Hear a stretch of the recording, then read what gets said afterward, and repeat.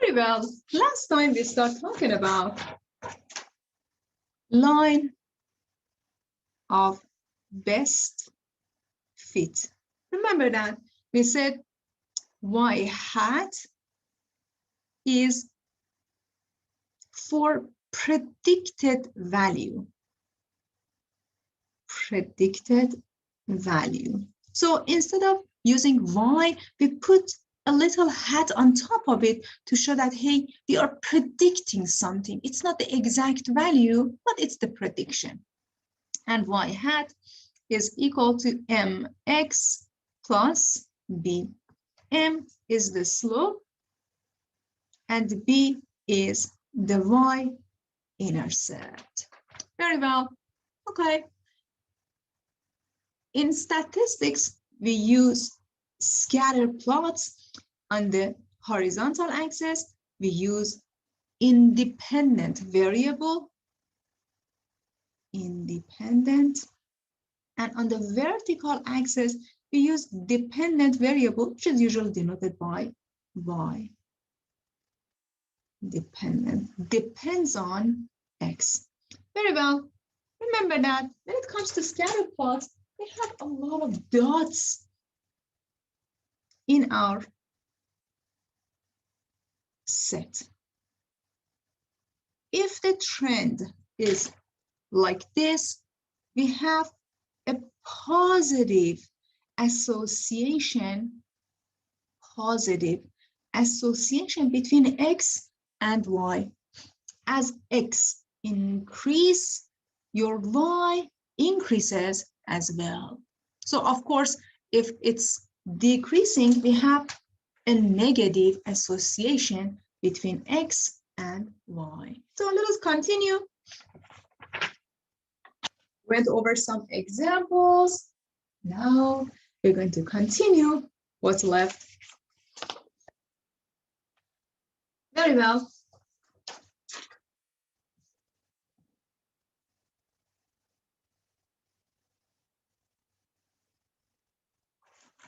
In previous lessons, we learned about the concept of correlation. Very well, this correlation is a number that shows the association between X and Y. Correlation. We learned that the correlation coefficient, which is denoted by R, describes the strength and the direction of the linear relationship between two numerical variables. Now, we are predicting the value of one variable based on the other. Think about the scatter plot in previous question, which has a correlation coefficient closer to 1. So let's take a look at our graph in previous question, in question 4. Between these two regression lines, which one shows a perfect association between X and Y, or R is close to 1? R is correlation coefficient. Remember that eventually we're going to use our calculator to calculate R.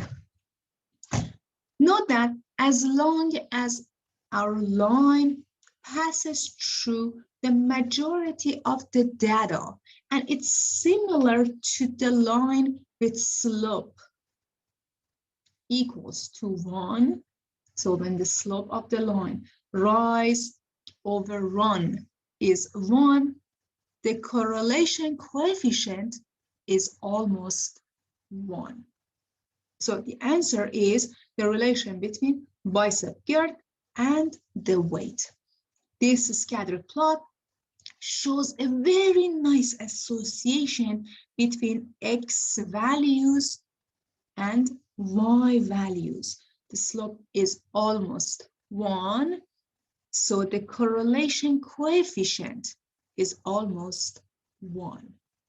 Correlation coefficient. Very well. So this is the second graph. Correlation coefficient, or R, is almost 1. It is important for our predictions, so they need to be accurate. We don't need bad information. We don't need wrong information or information that are not predicting a nice value for us. How does the correlation coefficient relate to the accuracy of the prediction? So the correlation coefficient shows the association between X and Y. As long as the correlation coefficient is strong enough, it means that the predictions are reliable. For example, if somebody says, hey, suppose the bicep girth is 30, what would be the weight?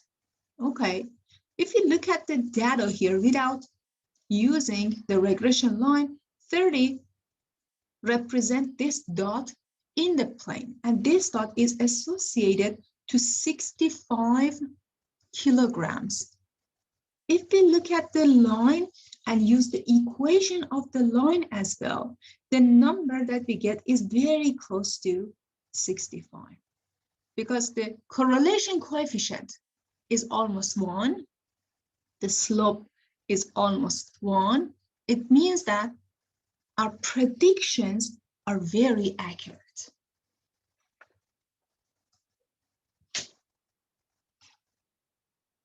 Perfect. Try these.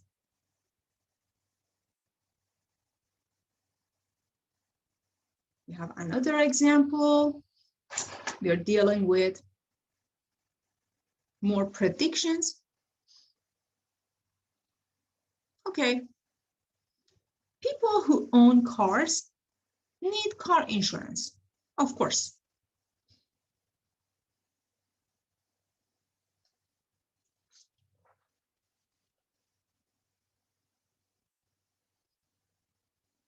The cost of insurance is called the premium.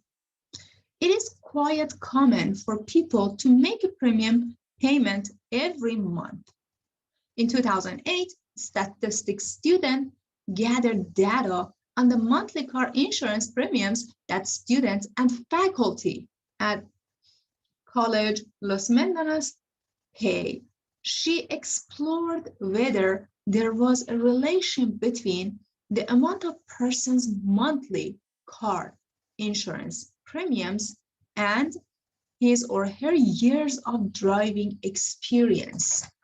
So we're looking for a relationship between the monthly amount and years of driving experience. One of them is your dependent, the other one is independent variable. One of them goes on the horizontal axis and the other one goes on the vertical axis. The student found a linear relation and used statistical methods to create the following model. Predicted monthly payment is equal to 97 minus 1.45 times years of experience. Very well. Remember that when we are having a linear relation, y is equal to mx plus b, which is also can be written as b plus mx. You can take this linear term and write it on the right-hand side instead of writing on the left-hand side. Since we have addition between these two terms, we can switch these two. Well, take a look at your equation. On the left-hand side, we have predicted. So since it's predicted, we're going to put a hat on top of y equals to, what is b?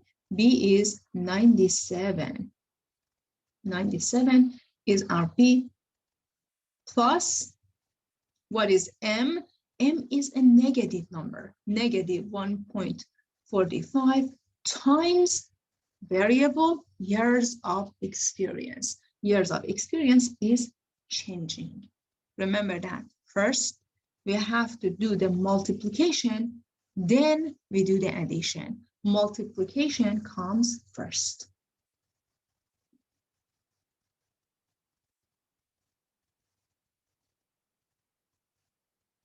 So our B is 97, our M is negative 1.45, and X is still X.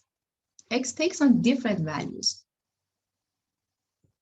based on the experience that you have. So years of experience on the horizontal axis, and you also have vertical axis, which is the monthly payment. Each dot represents the collected data from students and faculty who have years of experience and they pay monthly payment for the car insurance. For example, if you take a look at this dot here, the years of experience is 3 and the monthly payment is $80.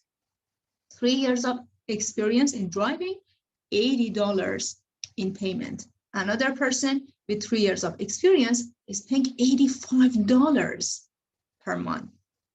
Another person with 3 years of experience is paying almost $95 per month.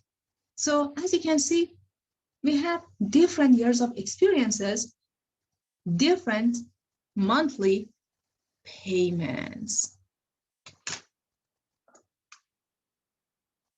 So this is LP, which is 97. Let me just write this in formula format for you. Okay, question says, predict the monthly car insurance premium paid by someone who has been driving for 12 years. So it means that our X value is 12. X value is 12. You might say, hey, I'm going to take a look at the dots, find 12 years of experience, and find these dots. Okay, if you find the first dot, you get $70. If you take the second dot, it's $80. And between $70 and $80, which one is the answer? Which one is the answer? Hey, we have a formula. Why not using the formula? Y hat is given to us.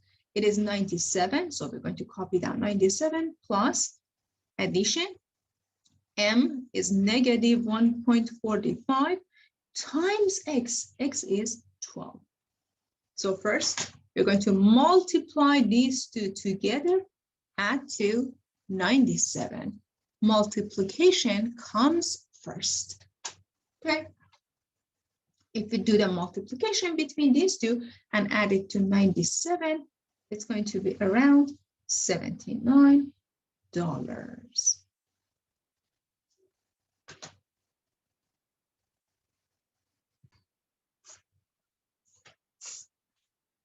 Very well. In our next stop, we're going to explore more.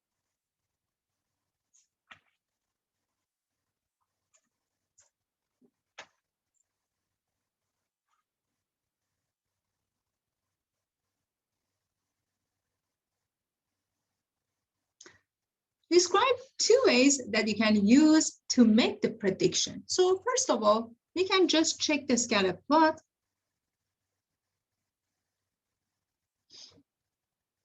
Scatter plot, or we can use the linear model. Y hat equals to B plus MX and find the value that we did in previous page.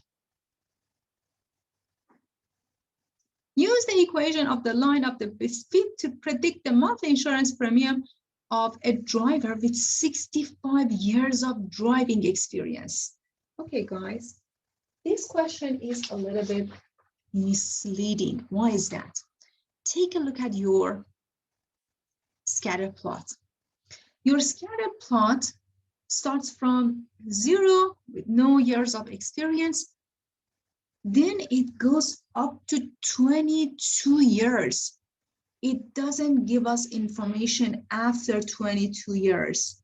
We don't have that information. So since we don't have information around 65 years, the prediction is not going to be accurate.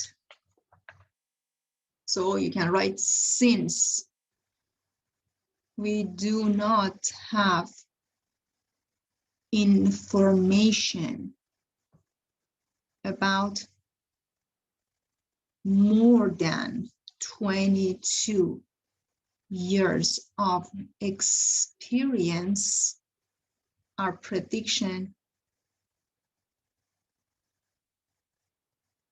is not exact. So as a statistician, you have to stop and say, hey, I need more data. I need to collect more data. Otherwise, I don't get an accurate value. Do you think that this is an accurate prediction? Of course not. So just take a look at it. Y hat is equal to 97 plus negative 1.45. Now your X is equal to 65. It means that you have to plug in 65 for X. We do the multiplication first. First multiply, then add 97 to it. What would be the number that we have here?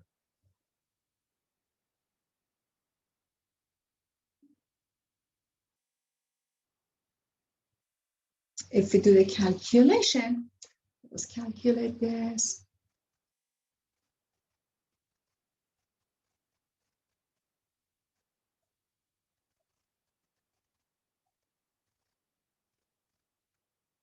$65 times negative 1.45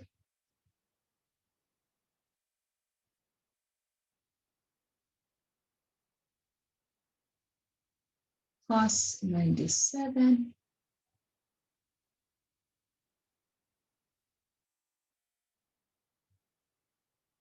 $33, almost $33. Almost $33. So it says, hey, that person pays almost $33, which doesn't make sense. Paying just $33 per month for a person who has 65 years of experience. It means that that person is old. For an old person, the premium cannot be that low. For old person, since it's risky, the premium is much more higher. Again, why this information is not accurate? Because we don't have information about the amount of premium for more than 22 years of experience. So as a statistician, you stop and you say that, hey, we need more data.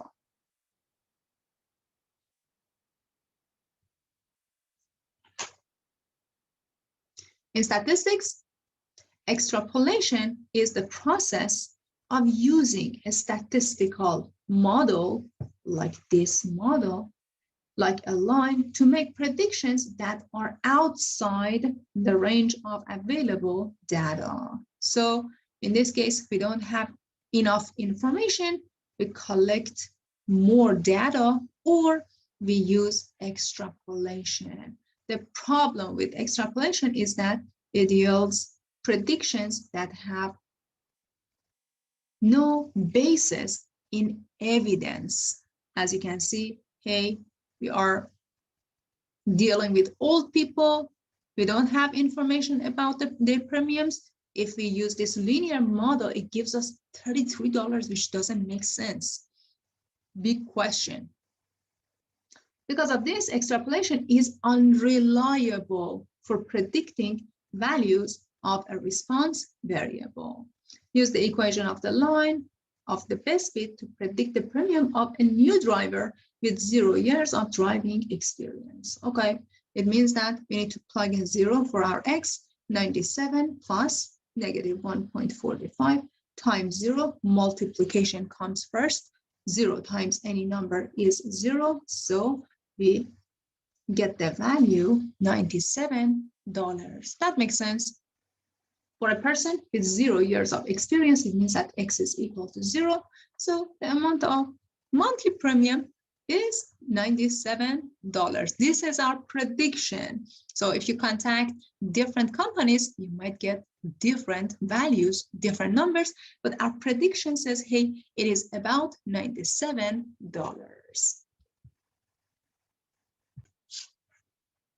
Very well. Let's move on to next stop.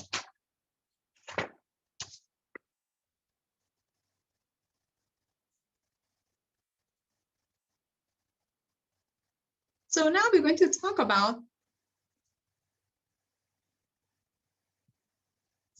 investigating the slope and y-intercept of least squares regression lines. Investigating the line.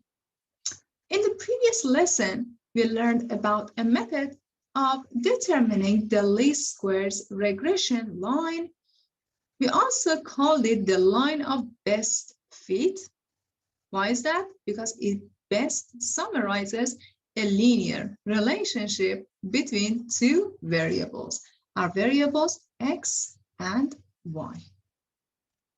In other previous lessons, we examined nutrients and consumer reports ratings for breakfast cereals. For this lesson, we return to the same data and we're going to use those information. The equation given below is for a least squares regression LSR line. With this equation, we can use the grams of protein per serving to predict a cereal's rating. Very well. So this is the model that we have. Predicted rating y hat equals to 28 is our B plus 6 times the protein, amount of protein, which is our X. So 6 times X. Y hat is B plus MX.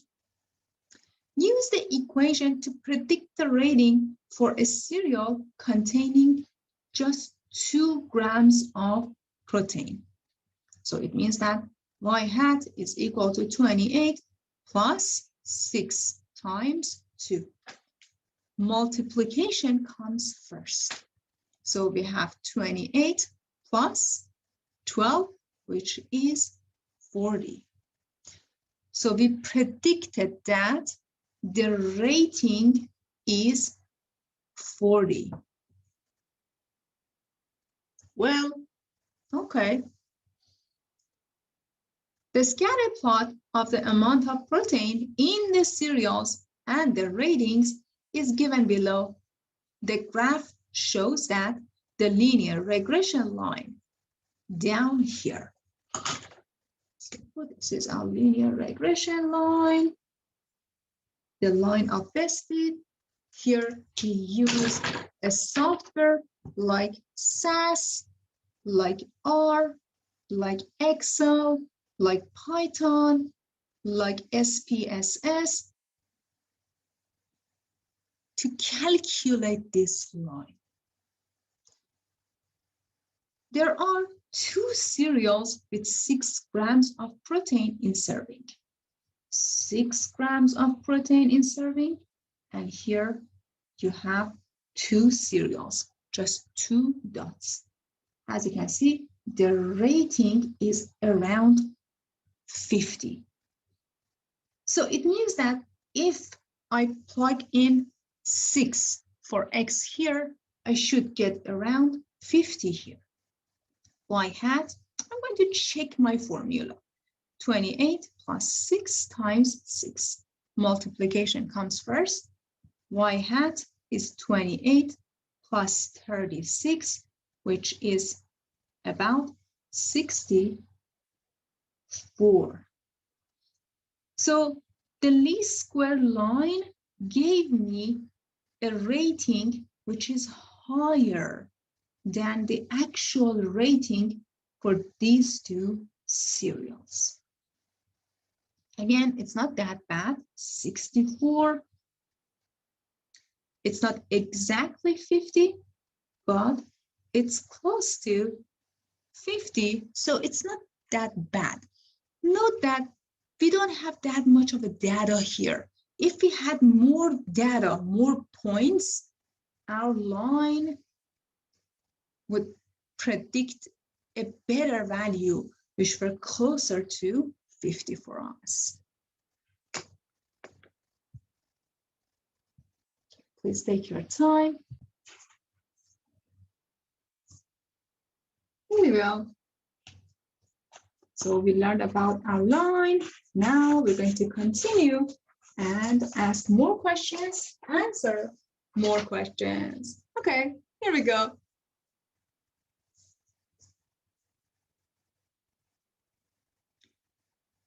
So question says, what does the phrase least squares tell you about the line in graph in previous page? Well, when it comes to least square, it means that we try to minimize the distance between the actual values and the predicted values. In this question, the correlation coefficient is R, which is 0.45. Which of the statements below would you use to describe how well the amount of protein in the cereal predicts the cereal's consumer reports rating? Use the graph and think about what the correlation coefficient tells you about the strength of the linear relation. Very well. So what do we have here? Statement 1, it says, predicted consumer reports rating based on protein amounts are very accurate. Statement 2 says, however, predicted consumer reports rating based on protein amounts are not very accurate.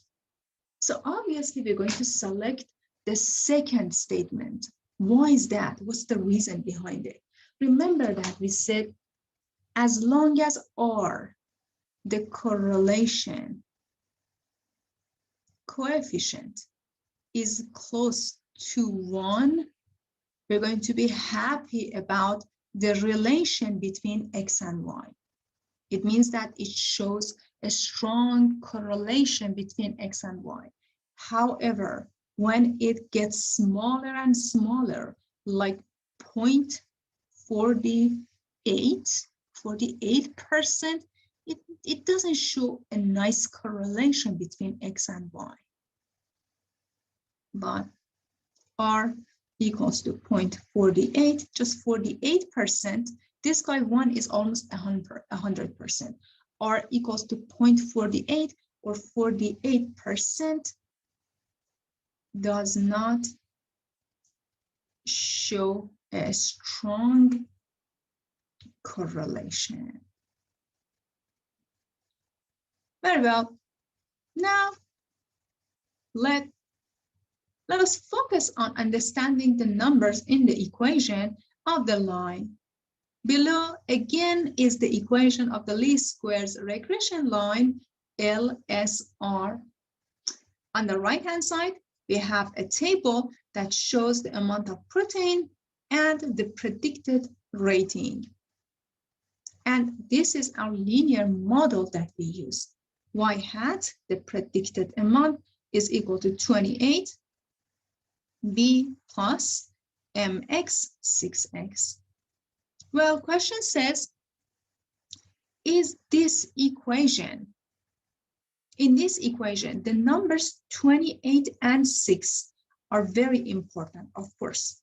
28 is the Y-intercept, the point of intersection with Y-axis, and M is the slope. What do the 28 and 6 tell us about the relationship between the amount of protein in cereals and consumer reports ratings?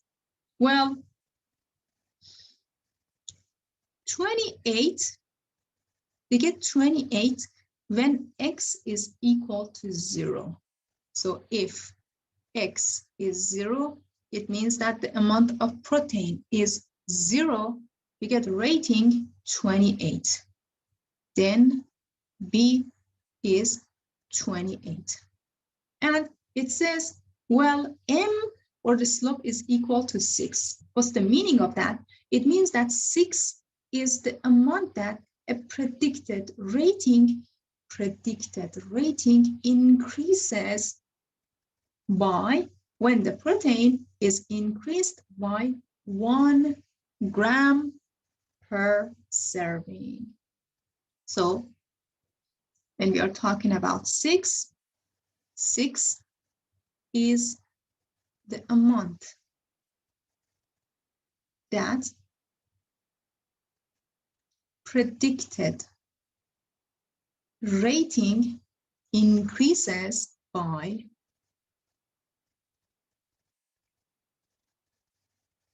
when the protein is increased by 1 gram per serving. When protein is increased by 1 gram per serving.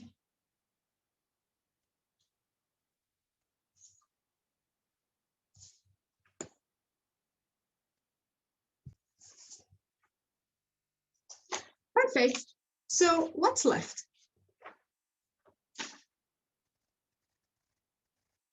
Below is the scatter plot of protein and ratings. We're getting back to the same graph. Linear regression line or the correlation coefficient is 0.48.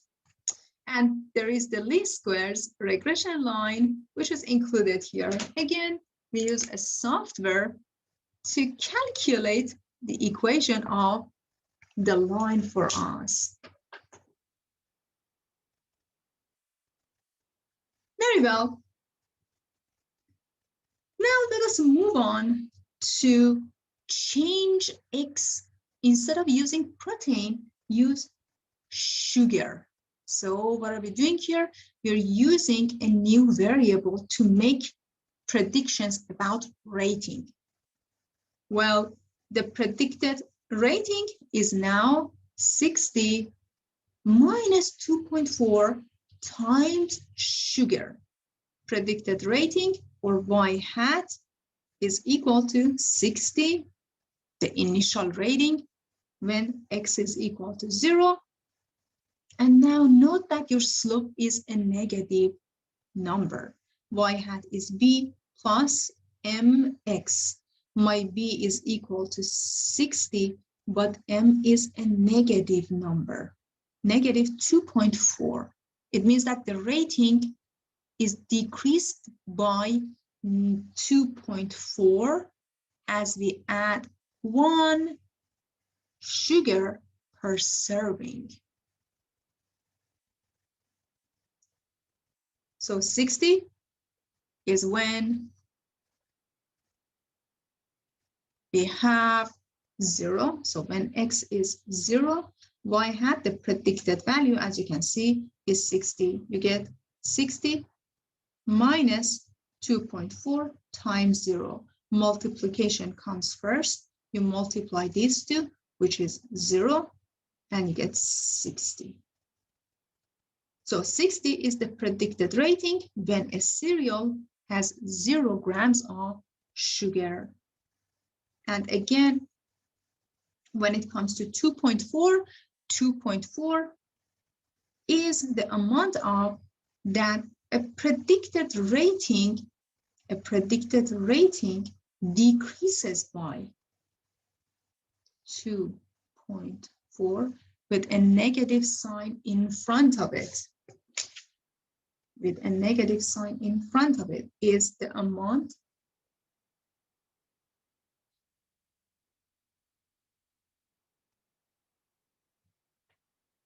that the rating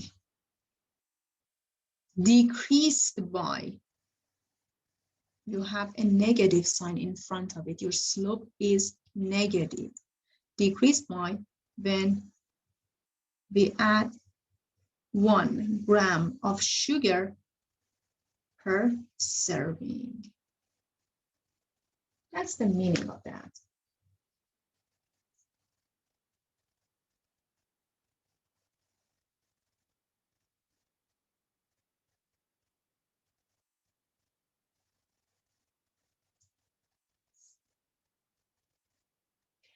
Perfect.